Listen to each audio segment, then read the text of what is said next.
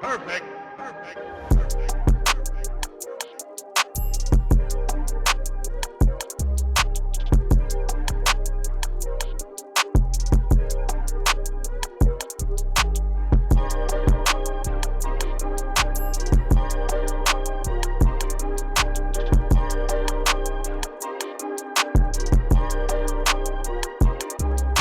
What's up, guys, and welcome to the first episode of the Isn't It Crazy podcast. Today, I want to talk about the friend zone. Isn't it crazy we're still landing at the friend zone? I think misinformation and just going the wrong way about it is what leads us there. I think if you were to explain to somebody who didn't know what the friend zone was, apparently some guy who always just gets pussy, it'd have to be you like somebody and they only see you as a friend. It's pretty self-explanatory. But I think there's levels to it. The first level being you like her and she doesn't even know you like her. So that could lead to the friend zone. The second level would be you like her and she knows you like her and she's told you she just wants to be friends. The third level would be you like her, she knows you like her, and she's using you for favors and materialistic things. She's just trying to milk everything she could get out of it. And those girls are known as assholes. So let's talk about the second level because I feel like a lot of people are there typically. And how do you get out of it? She already said she only wants to be friends. So you have to respect that and you can't be pushy. But our egos tend to drive us to that. They tend to have us believe that if we try harder, if we do something different, if we just spend enough time with them, one day they're going to see that you're a great guy and she's going to fall in love with you. And that just only happens in the movies. Where in the real world, you're just wasting your time and effort. And what some of you might say, oh, well, my friend was in the friend zone and he ended up with that girl. That was the exception. That was the 1%. And most guys just end up getting rejected anyways. So the best way you could do about it is stay her friend. And it's always just going to be a little bit awkward, or just not be friends anymore. You kind of ruined that relationship. And so say you're in the first level. You like her, but she doesn't know it. A lot of guys will kind of go timidly into it, and then it'll just, the girl doesn't know where he's coming from, so she just puts him as a friend. In her head, if she's not attracted to him or she doesn't know he's attracted to her, she's just going to typically think you're just a friendly guy. And nice guys always finish last, right? So what do you do about that? You go balls out. You confidently ask her out on a date. You establish from the beginning that you're interested more than being just friends. And it could go two ways. She could reject you, or she sees the confidence in the way you approached her and it sets you apart from most guys, maybe just by a little bit, and she gives you that first date. And after that, that's on you. If you guys want me to make another video on like the first date, what you should do, I'll definitely do that. But say you get rejected. It's better than being in the last level, which is where she's milking you for everything because she knows you're just gonna give her whatever you want to please her. And some girls will deny this, some girls will agree. A lot of them will deny, but you know what you're doing. You know when a guy's attracted to you and you want something out of it, or you don't want to lose these favors or rides or anything because you don't want to look for somebody else to do all that for you when you have dumbass over here doing it for you. So if you're a guy that hit home right now, just determine, I guess, like, stop being friends with them. These people don't care about you. They're not your friends and they're taking advantage of you. So wouldn't you rather get rejected right away than spending time, effort, money sometimes just to get rejected at the end? The solution here is just to make your feelings known when you feel them. Make sure you be direct in what your intentions are, and That way everybody knows where they're at. If she wants to friend zone you, she'll tell you, and then you could choose to stay or leave. But you know where you're going and you know where you're at. So, and this isn't the ultimate solution. Don't come at me going, oh, I did what you said and I'm still in the friend zone. It worked for me. This is what I would do. And this podcast isn't about giving you solutions, concrete solutions. These are just to make you think about an approach, maybe a different side, my side and your side, and maybe you can meet in the middle and see, oh, like you missed this, but you made me see this kind of thing. So that's the first topic I'll talk about. And now I'm going to move on to sports. Last night I saw the Raptors almost win the championship by 1 point. It got close at the end. They were trailing the whole time, and which is crazy. I think KD coming back gave the Golden State a little bit of hope. I think desperation, once your back is against the walls, you're going to try way harder. But KD being out kind of slowed down the momentum, and that's when they started coming back slowly until the fourth quarter where they overcame them.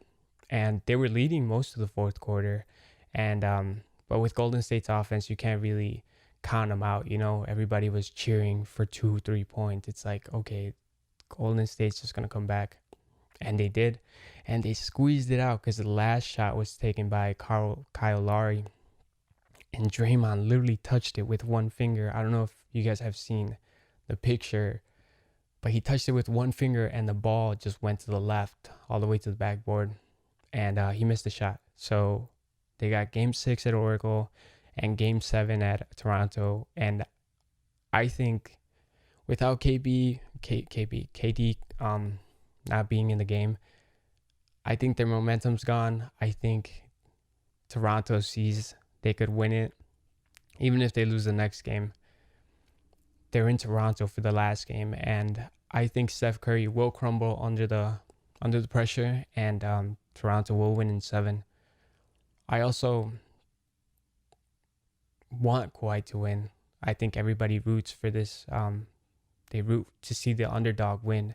And Kawhi got roasted and toasted by every single media when they introduced him to the Raptors, and he laughed, and it was like a weird laugh. And I'm just happy to see him get the last laugh, because all these people are like, look, he's weird.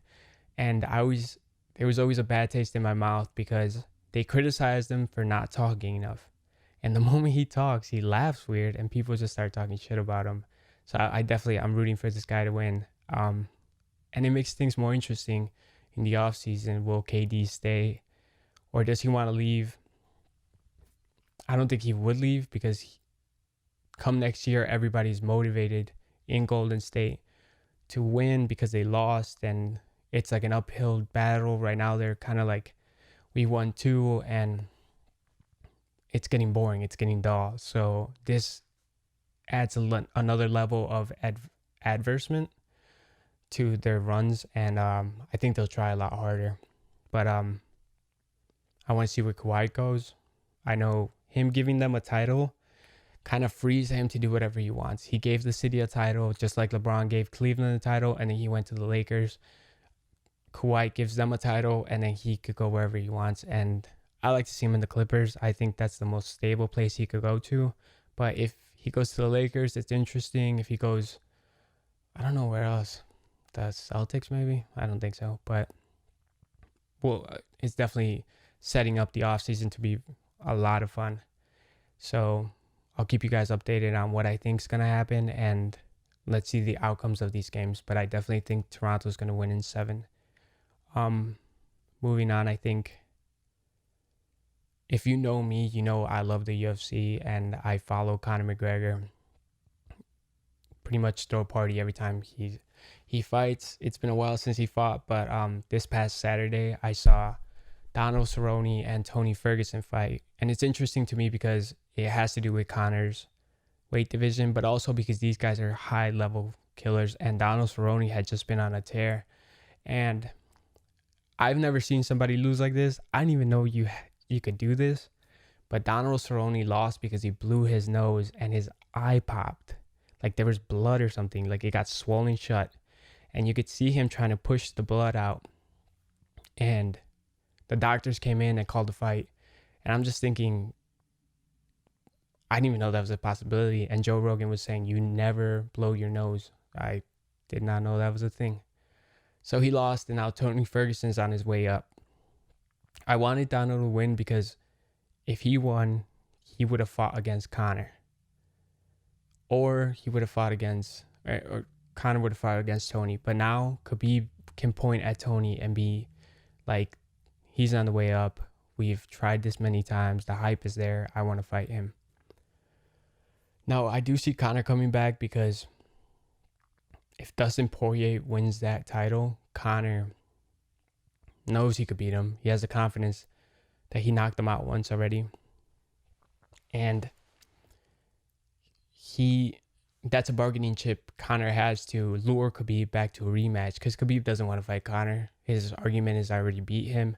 I have the title. But if Poirier beats Khabib, Poirier and Conor fight, Conor wins, then he could say, you don't have the championship. What Khabib cares about, Khabib doesn't care about the money or the hype. He just wants to be the number one guy. And when you have a championship, there's a lot of leverage that you could push on Khabib. So it's going to get interesting. I think if Khabib wins, he's just going to try to fight Tony because Tony's on his way up. And then Dustin Poirier is going to fall to 5 or 6 in the rankings, which honestly doesn't even mean anything. But it should be interesting to see what happens. And another sports topic, the USA women's soccer team just beat Thailand 13-0. I thought they stopped the game at 7. I thought there was like a mercy rule that said like you can't beat somebody this bad. Just what was Thailand doing? Did they all leave in the second half and just let the goalie play by themselves? They're like, oh, they didn't even change the goalie. I think I saw the same girl, and that's not racist. They might just have the same haircut, but the same lady was there, and she just kept getting pounded by these soccer balls, and like goal and goal after goal. I think Morgan had 5 goals, and it's just, I know they need the excitement for these soccer games, but Jesus Christ, that just doesn't get boring after a while. Like, how do you even celebrate? Like, I saw one of the girls screaming and running towards the girl who had just scored the 13th goal. It's like, after the 5th one, I would have been like, cool, man, like another goal. Let's just wrap this shit up, you know? Like, they didn't even put their bench players in. But I guess that's exciting, and it's a news headline, so I'm excited to see. I'm sure they got this in the bag. They're the Golden State Warriors of the FIFA, I guess, unless, I don't know. I don't know who could beat them. I'm not really following them, but I did see that headline, and I was thinking, Jesus Christ, those Taiwanese or Thailand girls are never allowed back to their country. Like, their fathers are disgraced, like Mulan or something. But that's pretty much all I've heard about sports. I'll keep you guys updated. And I'm excited to see what's going to happen in the NBA, in the UFC, and not so much for the girls' soccer team, but I hope they win. And then trending topics, I want to talk about 2 shows. One show made me mad and sad and just made me think about the judicial system completely different, because the way our wage gap is, the poor people have no fucking rights, like no advantages, no nothing. So the first show is called The Way They See Us. It's on Netflix. It's about 5 black boys who got arrested for being at the park, and then they were charged with a rape and murder. Oh no, she survived. So just the rape of a white woman in 1989.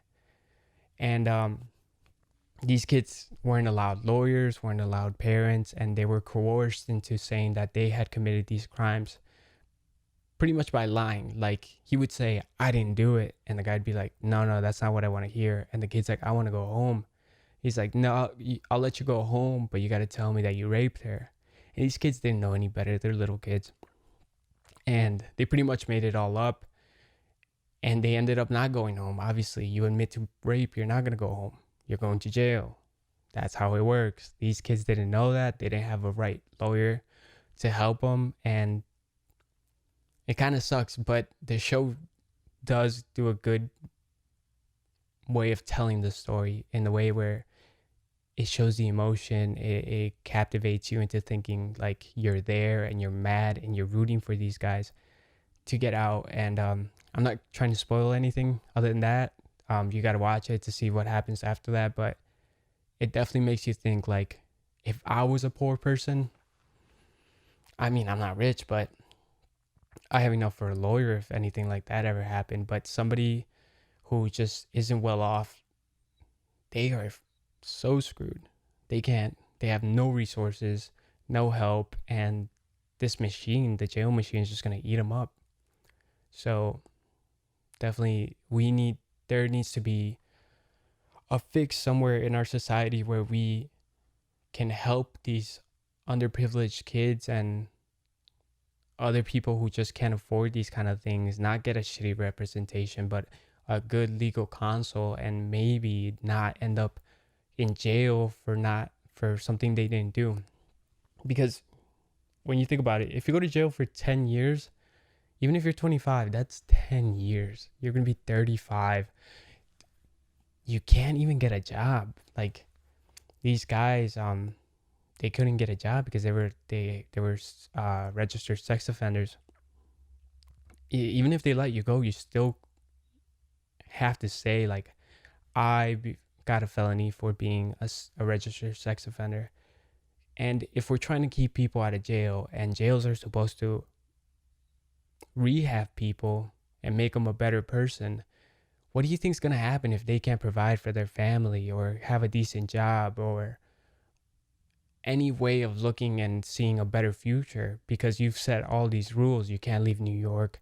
You have to be registered as a sex offender. You have to come here 90 days. You can't work with other felons. You can't vote. You can't have a decent job because nobody will hire you when you check that felony box. It's a shit hand they get dealt. Even if they're jailed, like say you committed robbery and you get 10 years. Shouldn't you be able to do you served your time. You did a crime and you served the time and now you're out, and shouldn't you be able to rebuild your life in a positive way, get a job, do this and that? But people don't even see they don't care whether you went to jail for robbery, murder, or sex offending. Like, you have to tell them I'm a felon, and that's all they hear. You don't get past the application process. And I think we're doing a disservice to these people because they're just going to go back to their old ways, whether it's selling drugs or being so down on themselves that they commit other crimes out of hatred, desperation, all these negative feelings. So this show definitely makes you think. It's a great show.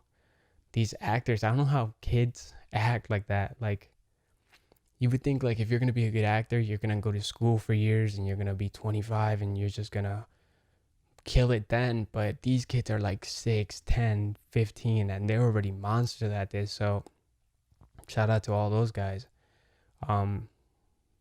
It's a great show. And the second show I want to talk about is pretty much everybody who watched Game of Thrones just had nothing to watch after the show ended. So I started watching Chernobyl.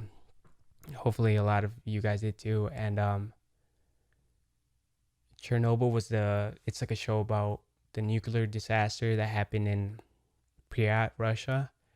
And it's a great show. The way it's like more of a movie, but it's split into 5 pieces, and they explain what happened, why it was so bad, why these people died, and what the worst part is how they explain what radiation does to you. Because I thought you just got cancer and you died. Maybe you got cancer when you were 70 and you died because of radiation poisoning. But the guys who were like at ground zero, they're so fucked. And the way the show shows it, if it was anything like that, I feel so bad for them. And hopefully that never happens here. I think I looked it up because I was curious if it has ever happened in the United States, and I think it said like 56 times, but it wasn't nearly as bad as the one in Russia. And radiation is no joke. But if you like shows like that, these aren't like season by season. Each show's 5 episodes, 1 hour long, but they're kind of like really long movies that explain everything, and they're pretty cool. I think more networks should do that. More networks should start doing like 5 series, like the OJ. I think that was a season. I'm not sure. OJ, Chernobyl, The Way They See Us. These are all great shows that explain things that actually happened, and they make you think like, as people were capable of all these technological things and all these shitty laws, and it makes you see the world from their perspective, because most of us aren't living their life. So these shows definitely nailed it. I would suggest both of them. And other than that, my mouth is like hurting. I've actually never talked for this long to myself or to anything like that. So I know the podcast is always just going to be like a work in progress. The sound, my vocabulary, the way I deliver things. So bear with me, but shout out to everybody who supported the Instagram yesterday, and the people who took their time to say like, oh, I hope you succeed, and stuff like that. It really meant a lot, because when you put yourself out there, you put out a podcast, it makes you self-conscious, and you think you're nervous because you want people to like it, but at the same time people are going to take it different ways, so you can't really concern yourself about that. And it's nerve-wracking. I've worked a lot. I put a lot of my own resources into doing this, and I can't wait to see how much better I can get, and what the interaction with the people watching this podcast is going to be. So if you haven't, subscribe and like this, and if you guys have any suggestions on what I should talk about, comment them down below, and I'll get working on that. So thank you for listening to my first show, and that's it.